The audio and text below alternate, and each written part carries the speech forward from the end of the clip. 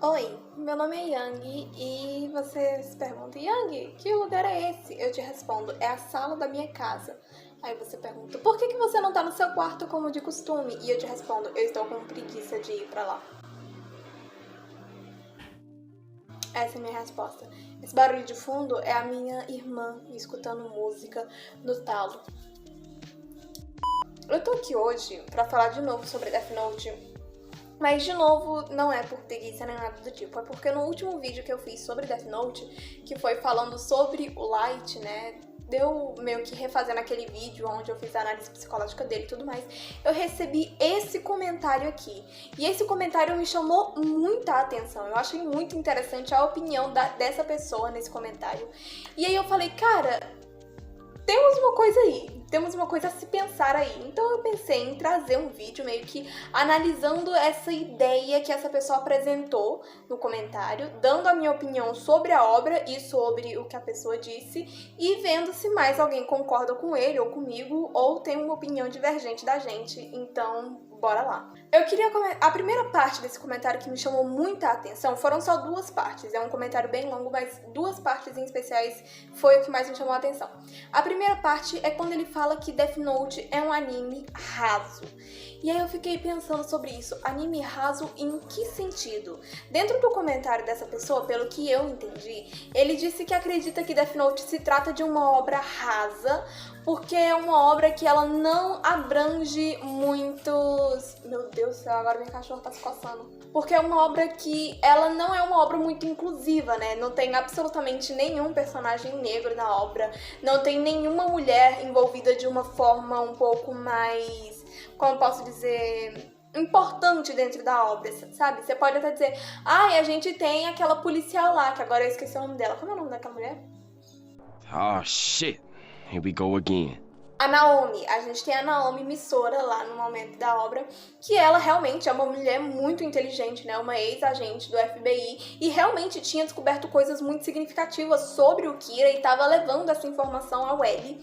Só que ela, mesmo ela sendo essa personagem bem trabalhada, né, por se tratar de uma ex-agente do FBI e tudo mais, eu particularmente, dentro do meu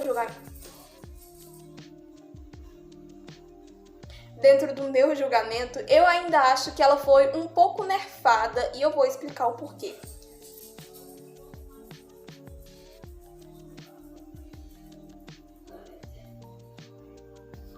Impressionante. É fato que a Naomi estava passando por um momento emocional muito difícil. Ô, Kiara! Kiara!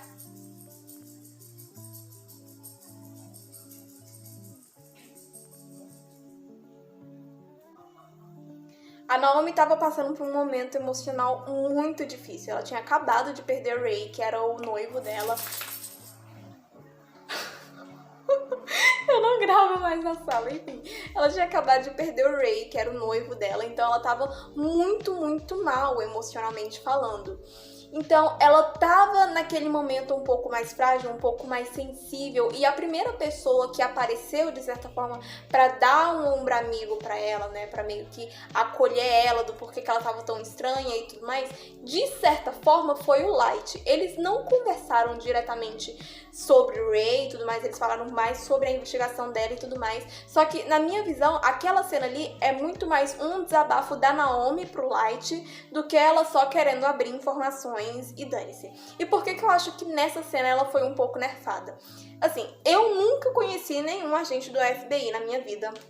Eu não sou um agente do FBI.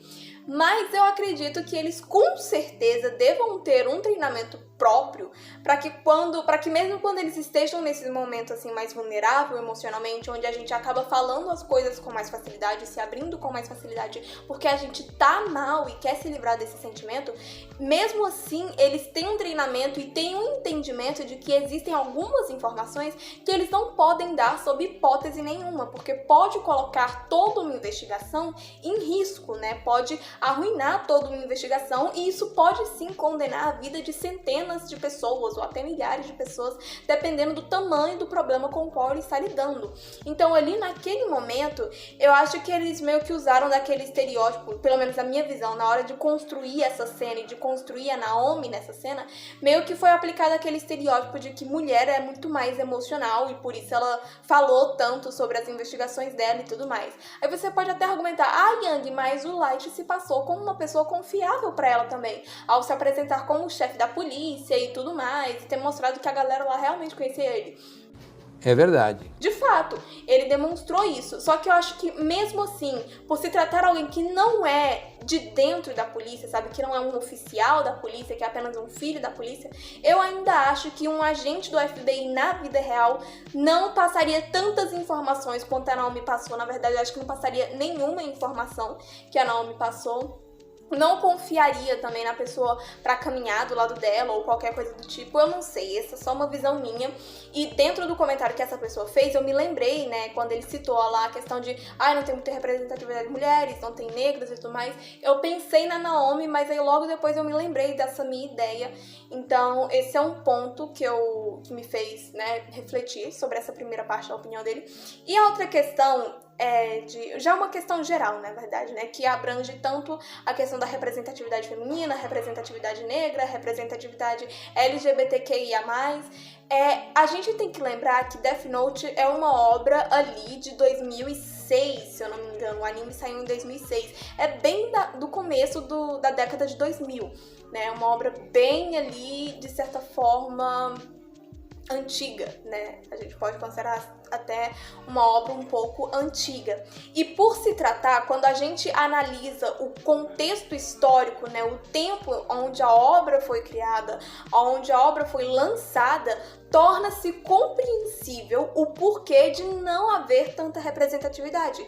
É porque naquela época isso não era discutido. Naquela época isso não era visto como uma coisa importante e necessária para uma sociedade como um todo. Então, por isso, Death Note e tantas outras obras ali do começo da década de 2000 não tem uma representatividade muito boa, ou se tem alguma representatividade, né, tem algum personagem que é gay, tem algum personagem que é negro, ele é extremamente estereotipado e repleto, né, com um repertório de piadas e falas machistas, racistas, xenofóbicas e por aí vai. Isso se dá devido ao contexto social, ao contexto histórico-social no qual a obra foi lançada. É claro que, quando a gente analisa essa obra a partir da óptica de hoje em dia, né, dentro da sociedade que a gente tem hoje em dia, é óbvio que a gente tem essa compreensão de que isso não é certo. Não é certo você não ter uma representatividade maior dentro de obras tão grandes quanto Death Note, porque no mundo não existe só um tipo de pessoa. E é importante você tentar acolher o público ao máximo com a sua obra, fazendo com que ele seja capaz de se identificar e se sentir confortável ao assistir essa obra. Então, a representatividade, ela vai muito além só da questão de mostrar pessoas negras, pessoas gays e por aí. Não, tem a ver com acolhimento de um povo, né, de uma minoria que há muito foi excluída ou foi representada de uma forma extremamente estereotipada apenas para diversão da maioria, né? Então, assim, é de perfeita compreensão esse ponto que ele levantou da obra não ter tanta representatividade e por isso ser uma obra, de certa forma, socialmente falando, rasa. Sim, é compreensível e eu até concordo com ele nesse ponto. Só que eu ainda penso muito que a gente tem que analisar o período histórico no qual a obra foi lançada e isso acaba justificando essa ausência de representatividade. Torna certo? Não torna certo. Mas dentro da minha visão, na minha opinião, eu não enxergo que isso seja algo que torne a obra Death Note uma obra rasa, mas também não discordo da opinião dele, da visão dele. Com certeza seria maravilhoso ver um personagem negro dentro de Death Note. Houve meio que essa tentativa de inclusão quando teve aquele filme live action de Death Note, que eles colocaram o L para ser interpretado por um ator negro, e isso foi uma sacada muito boa, foi uma coisa realmente bastante legal, que poderia sim ter dado muito certo, só que o problema é que o filme todo é uma merda, né? Então nem isso salvou, mas enfim. Agora, o segundo ponto que mais me chamou a atenção no comentário dele foi o fato de que ele disse que o Light, Death Note fez com que o Light terminasse como um herói corrompido pelo poder. E essa parte foi a que mais me chamou a atenção. Bom, eu não sou muito fã do Light. Eu sei que é até contraditório dizer isso, levando em consideração que eu comecei a postar vídeos aqui falando sobre o Light. Mas é porque, apesar de ser um personagem que eu odeio, ainda é um personagem que me fascina e muito. Eu sou completamente fascinada por Death Note como um todo, por todo o debate que ele levanta e tudo mais. E sou especialmente muito fascinada pelo Light, porque eu acho ele um personagem, psicologicamente falando, fascinante, muito complexo, um personagem realmente interessante de se analisar e de se descobrir mais coisas sobre ele. Então, é um personagem que eu acho, sim, muito fascinante. E quando eu vi esse comentário dele falando que Death Note deixou que o Light terminasse a obra como um herói corrompido, eu fiquei pensando sobre isso. E, de fato, eu acho que primeiro a gente tem que pontuar algumas coisinhas aqui. Primeiro, o fato de um personagem ser protagonista de uma obra não necessariamente quer dizer que ele tenha que ser o herói dessa história. Não. Ele tem toda a razão. O protagonista, o papel do protagonista é ser apenas aquilo sobre o qual a história vai girar ao redor. Então, por exemplo, como o Light foi o personagem que pegou o Death Note, ele é o personagem central da história, porque toda a trama se dá devido ao uso do Death Note. E quem tá fazendo o uso do Death Note é o Light. Então, isso não necessariamente define a moralidade de um personagem. Pode existir um protagonista que é vilão, pode existir um protagonista que é herói, pode existir um protagonista que é anti-herói e, enfim, o fato dele ser protagonista não limita a moralidade dele e nem determina a moralidade dele. She's got a point. Dentro da minha visão e da minha opinião, o Light é um protagonista que é, sim, um vilão. E, na minha opinião, Death Note tem o intuito justamente de mostrar isso, de que ele realmente é o vilão. E, de fato, isso acontece, isso que essa pessoa apontou no comentário dele, acontece. A obra mostra que o Light foi uma pessoa corrompida pelo poder. Só que, ao mesmo tempo, a obra também mostra que o Light, desde o começo, ele já era uma pessoa que não tinha um caráter muito bom, e isso se dá logo no primeiro episódio, em que ele meio que repete as falas do Ryuki, dizendo que tá entediado, que esse mundo é muito podre e tudo mais. Então, assim, apesar de um dos autores, né, ter falado que se o Light não tivesse encontrado o Death Note, ele teria se tornado um grande detetive, em momento nenhum ele disse ou determinou que o Light teria se tornado um herói na história. Em momento nenhum ele disse que o Light teria se tornado um detetive moralmente correto. A gente sabe que é perfeitamente possível e que existe, de fato, dentro da polícia, dentro de todo e qualquer sistema, pessoas que são corruptas. E, na minha humilde opinião, eu acredito que sim, o Light teria se tornado um grande detetive, mas eu acredito que ele teria grandes chances de ser um detetive ou um policial corrupto, justamente por causa dessa falha no caráter dele como pessoa, né? Essa questão do narcisismo dele ser uma pessoa muito egocêntrica e querer que o mundo gire em torno dele.